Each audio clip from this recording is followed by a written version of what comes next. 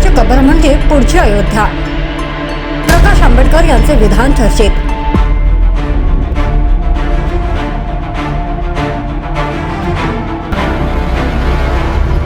गेल्या काही दिवसांपासून राज्यात औरंगजेबाच्या कबरीच्या मुद्द्यावरून राजकीय वातावरण चांगलेच तापले आहे. अशामध्ये नागपूरमध्ये घडलेल्या 2 गटांमध्ये झालेल्या वादाचे रूपांतर जाळपोळ आणि दगडफेकीत झाले आहे. यानंतर नागपूरमध्ये झालेल्या हिंसाचाराचे पडसाद हे विधिमंडळात देखील उमटल्याचे पाहायला मिळाले. यावरून आता वंचित बहुजन आघाडीचे नेते प्रकाश आंबेडकर यांनी केलेल्या विधानाची चर्चा रंगली आहे.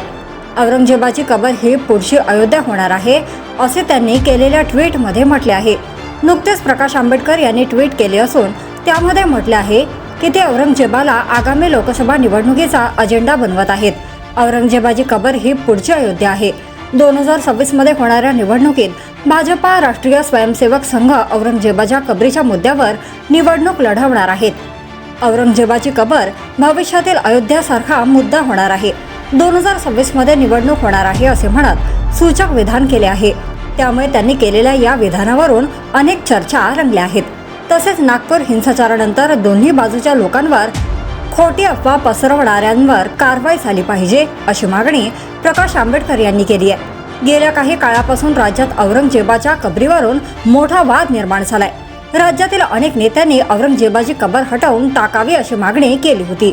उपमुख्यमंत्री एकनाथ शिंदे यांनी देखील जी शिवभक्तांची भूमिका तीच माझी भूमिका असे म्हणत औरंगजेबाची कबर कशाला पाहिजे असा सवाल त्यांनी केला. त्यानंतर विश्व हिंदू परिषद आणि बजरंग दलाने देखील याबद्दलची मागणी केली.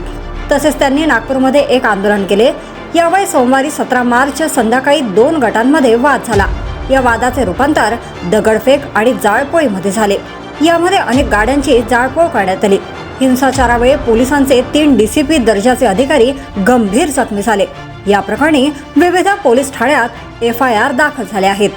जर तुम्ही अजूनही YouTube चॅनलला सबस्क्राईब केले नसेल तर ते लगेच सबस्क्राईब करा.